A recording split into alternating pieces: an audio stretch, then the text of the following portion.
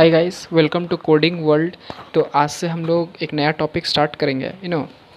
एक नया course launch हो रहा है, that is C plus plus. Here you have I have written the name also, C plus plus S T L.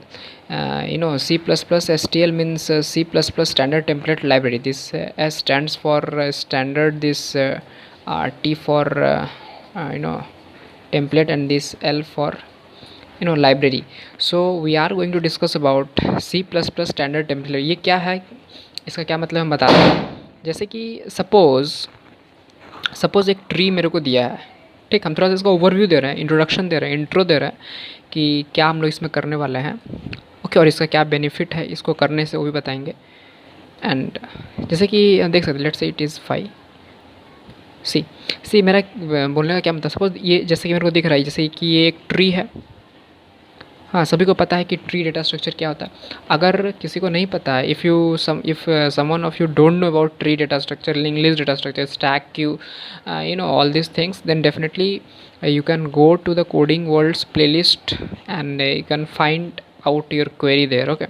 वहाँ पे सभी कुछ अपडेट कर दिया गया है, तो you can go and watch that lectures which is absolutely free of cost, okay। now see what I'm trying to say is, given a tree, see ये tree दिया जिसमें एक नोड 5 है, 6 7 8 9 10 and this is 5 stands for nothing but it is null। Are you getting my point? This is nothing but null. इसका क्या मतलब हम बता रहे हैं। सपोज अगर मेरे को ट्री क्रिएट करना होगा तो डेफिनेटली मेरे को कुछ कोड लिखना पड़ेगा। This much we have to code right. See इसका क्या मतलब है, अगर सपोज हम देखें या let's leave class, let's structure use कर रहे हैं हम लोग, ठीक है।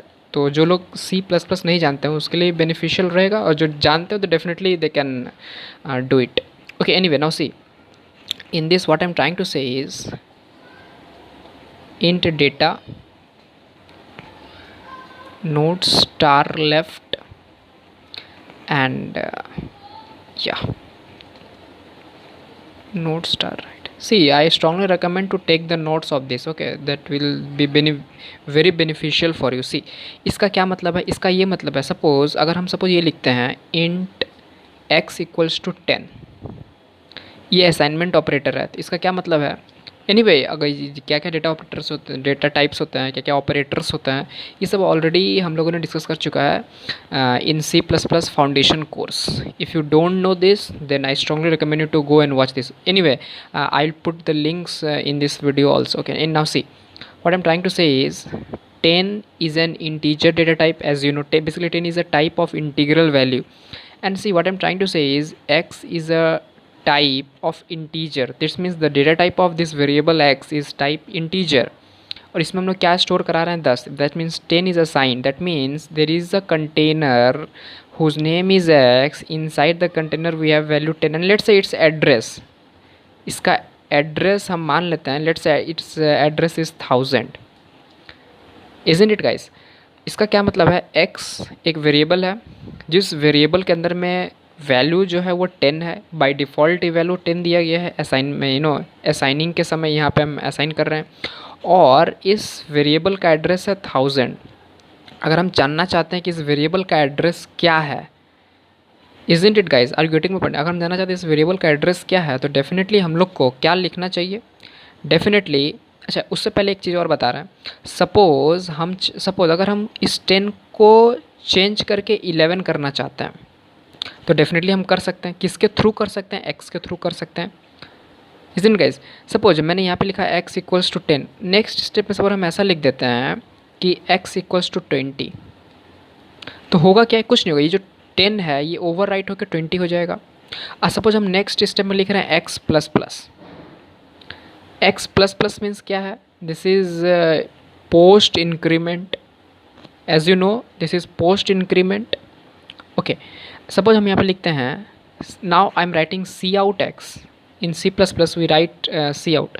सपोज हम लिखते हैं कि सी आउट एक्स, इसका क्या मतलब है, ये क्या प्रिंट कर देगा, definitely 20, this will print 21, because पहले तो 20 था, फिर मैंने पोस्ट इंक्रीमेंट करा, तो this now becomes from 20 becomes 21 and after that I M printing that, so definitely I will get 21, ठीक है। ये तो बेसिक चीज़ें हैं जो सबको पता होता है। Anyway, I am just you can say recap. This is a recap session. Okay anyway now see, ये तो समझ में आएगा कि अगर एक्स वेरिएबल का ये जो कंटेनर है जो कि जिसका नाम एक्स दिया गया है, इसमें कुछ भी रहेगा, अगर हम उस चीज़ को चेंज करना चाह रहे हैं, suppose that the thing which is the stuff which is inside this container x and the name of this container is x, and if we want to change this then definitely we can do this with the help of this x variable, क्योंकि x नाम है इस variable का, तो definitely इसका जो भी properties होगा वो x के थ्रू ही चेंज कर सकते हैं। लेकिन अगर हम ऐसा चाह रहे हैं कि अगर हम इस c का सपोज 20 से 21 हम करना चाह रहे हैं लेकिन x के थ्रू नहीं, किसी और चीज़ के थ्रू, तो डेफिनेटली सपोज हम चाह रहे हैं उसको p के थ्रू चेंज करना, तो डेफिनेटली हम अगर किसी और वेरिएबल के थ्रू चाह रहे हैं कि इसमें कुछ चेंजेस करें, तो डेफिनेटली मेरे को क्या करना पड़ेगा, ये जो x का जो एड्रेस है 1000, अगर कहीं से मेरे को ये 1000 मिल जाए तो डेफिनेटली हम इस एड्रेस के अंदर में जाके कुछ भी वैल्यूज़ रहे उसको अपडेट कर सकते हैं, मॉडिफाई कर सकते हैं, डिलीट कर सकते हैं, anything we can do it. लेकिन definitely we need a pointer for this. तो anyway if you don't know about pointer, there is a C++ foundation course on coding world playlist, you can go and fetch it. No see, इसका क्या मतलब है, इसका मतलब है कि p is a pointer of type integer. क्यों integer लिए, क्योंकि यहाँ पे x इंटीजर है। अगर हम चाह रहे हैं कि एक ऐसा पॉइंटर बनाए जो कि इंटीजर को पॉइंट करे, तो डेफिनेटली मेरे को उसका टाइप भी इंटीजर बनाना पड़ेगा। And this is ampersand, this is nothing but address. See, in this p with a pointer I am assigning the p the address of the variable x. This means now the p contains 1000, इस p के पास में 1000 आ गया, isn't it guys? अगर हम अभी यहाँ पे सी out कर दें स्टार p, तो ये वैल्यू क्या देगा, 10 था।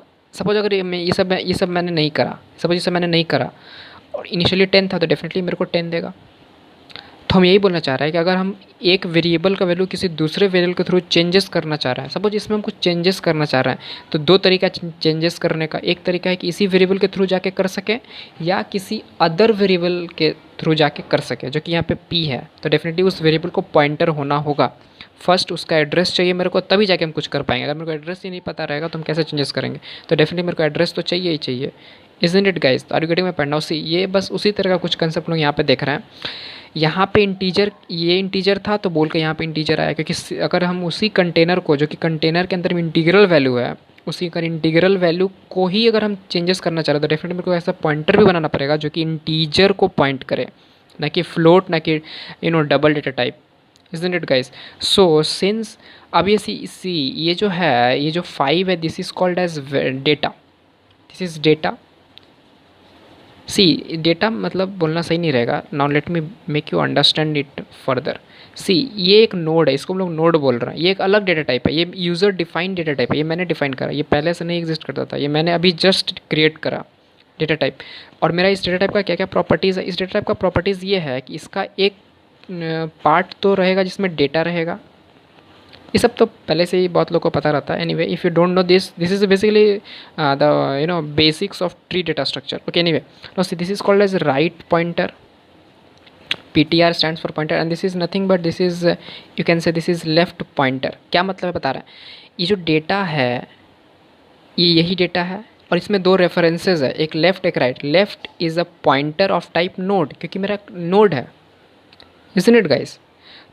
उसी तरह से right is a pointer of type node, तो जो कि ये पॉइंट है। तो हम यहाँ पे देख सकते हैं ये जो नोड है, basically this is a node, जिस नोड का डेटा 5 है और दो रेफरेंसेस है। एक रेफरेंस 6 को पॉइंट कर रहा है, एक रेफरेंस 7 को पॉइंट कर रहा है। You can assume this is a linked list. If this is a node, इस नोड में दो, अगर हम सिंगली लिंक लिस्ट का बात करें तो डेफिनेटली अगर सपोज इसका एड्रेस अगर 100 है और सपोज इस नोड का एड्रेस लेट से 10 है, तो मेरा एक वेरिएबल रहेगा that is called as head, जो कि इस 10 को पॉइंट करेगा। और बेसिकली एक लिंक बना रहे हैं हम लोग। और सपोज यहाँ पे कुछ डेटा पार्ट रहता है, यहाँ पे पॉइंटर रहता है। Pointer, this pointer holds the address of this next node से 100, तो यहाँ पे 100 रहेगा। एंड से हेयर इट इज़ नल 5, और सपोज यहाँ पे डेटा है 2 3। तो इस तरीके से लिंक लिस्ट, ट्री भी यही एक तरह का लिंक लिस्ट ही है। बस ट्री में यही है कि एक पॉइंटर यहाँ पे रहता है जो कि सिर्फ सामने वाले को पॉइंट करता है, बस यहाँ पे एक की जगह दो पॉइंटर रहता है। That's it. So simply this is the type of the data basically this is the type of the list, linked list that we need. And definitely इसका हम कुछ और भी बहुत सारा कोडिंग करेंगे जिससे मेरा ट्री क्रिएट हो जाए। कोडिंग करने का क्या मतलब है, बेसिकली हम कुछ नहीं करेंगे, हम क्या करेंगे, एक नोड टाइप का डेटा ले लेंगे, इसमें इट गाइस, और एक suppose P is a pointer, क्योंकि बेसिकली पॉइंटर ही नहीं बनाएंगे तो फिर काम नहीं बनेगा, क्योंकि इसमें 2 रेफरेंसेस भी होंगे, एक डेटा पार्ट भी होगा। Anyway you know this thing. Now हम इसको C++ में लिख के दिखा दे रहे हैं कैसे करेंगे। New node and let's say या ओके, सी यहाँ पे मैंने कंस्ट्रक्टर होता है, there is something called as constructor. Okay, anyway if you don't know this we are going to discuss in upcoming videos. There is something called as constructor. Constructor क्या करता है, कुछ एक पैरामीटर लेकर उसको इनिशियलाइज करता है, it called as parameterized constructor. कैसे उसका स्ट्रक्चर होता है, कैसे उसको कोड करेंगे वो दिखा दे रहे हैं हम। इजंट गाइस, ये जो मेरा क्लास है जिसका नाम नोड है, तो आपको क्लास का नाम लिखना पड़ेगा। जो क्लास जो यहाँ पे सपोज यहाँ पे स्ट्रक्चर क्लास भी लिख सकते हैं, ठीक है। तो बेसिकली जो C++ नहीं जानते उसके लिए हम स्ट्रक्चर लिख के दिखा दिए। एनीवे यहाँ पे क्लास भी लिखा जा सकता है, कोई दिक्कत नहीं है। अगर हम क्लास लिख रहे हैं तो बेसिकली क्लास का नाम नोड है। उसके बाद में हम यहाँ पे क्या करेंगे, इस नोड में let's say I am writing int x and after that what I will do nothing, that's it। ये नोड इनिशियलाइज़ कर दे रहे हैं डेटा पार्ट को, जो जैसे यहाँ पे डेटा 5 है तो फिर ये डेटा पार्ट हो गया that is this data part. और बेसिकली ये एक नोड है, you can assume like this in this fashion. Now it will be very much clear. Now see this is the data part, this is the left reference, this is the right reference. उसी हिसाब से ये जो data part जहाँ पे 5 लिखा गया है, इस डेटा पार्ट को इनिशियलाइज करने के लिए मैंने यहाँ पे पैरामीटराइज्ड कंस्ट्रक्टर का यूज़ किया। So that's why I have written 5। तो जैसे ही मेरा कुछ नया नोड बनेगा तो उसका डेटा पार्ट 5 बन जाएगा, जो कि रूट नोड होगा। तो P के जगह पे, या if you don't want to write P and let me write it here as root, इसलिए रूट है। अब इस रूट का लेफ्ट चाइल्ड होगा, राइट चाइल्ड होगा, उसका फिर कोडिंग करेंगे, फिर एक नया नोड बनेगा जो कि लेफ्ट चाइल्ड होगा, फिर एक नया नोड। अगर सपोज अगर यूज़र चाह रहा है कि दोनों ही चाइल्ड हो, रूट का लेफ्ट चाइल्ड भी हो राइट चाइल्ड भी हो, तो डेफिनेटली हम लोग को 2 नोड बनाना पड़ेगा, 2 नए नोड्स बनाने पड़ेंगे, और सभी डायनामिकली एलोकेट किया जा रहा है। दैट इज़ न्यू कीवर्ड लिखते हैं C++ में। और अगर C में बनाना है तो यू कैन यूज़ malloc। इसका क्या स्ट्रक्चर होता है that I am not going to discuss here, because my main focus is to use C++ standard template library. Anyway तो हम लोग देखेंगे कि क्या होता है ये सब। तो अगर ये सब नहीं आता, जैसे न्यू के कैसे डायनामिकली एलोकेट किया जाता है, तो definitely you can refer to the C++ foundation course, there you can get it. Okay, anyway see, अब हम क्या बताना चाह रहे हैं। सपोज अगर कोई भी कोडिंग कॉन्टेस्ट दे कहीं पे भी, किसी भी प्लेटफॉर्म पे, सपोज जैसे कि कोडशेफ हो गया, या लीड कोड वगैरह हो गया, या कोड फोर्सेस वगैरह हो गया, GFG वगैरह हो गया, वहाँ पे क्या होता है कि इन कोडिंग कॉन्टेस्ट अगर कोई भी सपोज एरे का प्रॉब्लम आ रहा है, हम जिस बता रहे हैं कि C++ स्टैंडर्ड, अब हम थोड़ा इंट्रो दे रहे हैं C++ स्टैंडर्ड लाइब्रेरी का क्या ब्यूटी होता है। ओके, अगर हम एरे बना रहे हैं, लेट्स से मैं इस एरे के अंदर में, लेट्स से मेरा 10 एलिमेंट्स है, let's say 10 number of elements है इस एरे के अंदर में, तो इस एरे का साइज क्या है 10, and let's say n denotes the size of the array that is 10। और एक एक इंटीजर वैल्यू अगर 4 बाइट का है तो डेफिनेटली 10 है, तो डेफिनेटली 40 बाइट्स स्पेस ये ले लेगा मेमोरी रैम में। Isn't it guys, are you getting my point? Now see, लेकिन सपोज अगर ये C या C++ में लोग बना रहे हैं तो डेफिनेटली जो एरे का साइज होता है मैक्सिमम साइज 10⁻⁷ तक जाएगा, 10⁻⁷ तक जाएगा। इससे ज़्यादा साइज का एरे हम लोग ले ही नहीं सकते हैं इन आइदर C और C++। Statically, I am not talking about dynamically, statically तो डेफिनेटली वो एरर है कि नहीं, क्योंकि कोडिंग कॉन्टेस्ट में वो ऐसा ही प्रॉब्लम देगा, इसी तरीके से प्रॉब्लम को सेट किया रहता है जिसका साइज वो एज बिग एज 10⁻12 जा सकता है। It can go 10⁻14, it can go up to 10⁻15 और एज मच एज 10⁻18। सी, जैसे ही 10⁻7 से अगर एक एलिमेंट भी एक्स्ट्रा आएगा तो ये साइज ओवरफ्लो हो जाएगा, ये और कर नहीं पाएंगे हम लोग इसमें कोडिंग, ये एरर शो कर देगा। ओके, कोडिंग सब सही रहेगा लेकिन एरर शो हो जाएगा क्योंकि ये स्पेस ऑक्यूपाई नहीं कर पा रहा। तो बहुत लोग लॉजिक लगाता है कि you can use long int, या लॉन्ग अनसाइंड इंट, या लॉन्ग साइंड इंट। एनीवे वो सब हम लोग बाद में डिस्कस करेंगे in the context of competitive programming कि कैसे कोडिंग कॉन्टेस्ट को अप्रोच लिया जाएगा। But anyway what I am trying to say is, इसका साइज तो कंस्टेंट है ना, इसके जगह पे अगर हम लोग वेक्टर यूज़ कर लें तो बहुत अच्छा रहेगा। Vector is nothing but a dynamically sized array. Okay, will discuss more about this in the next video.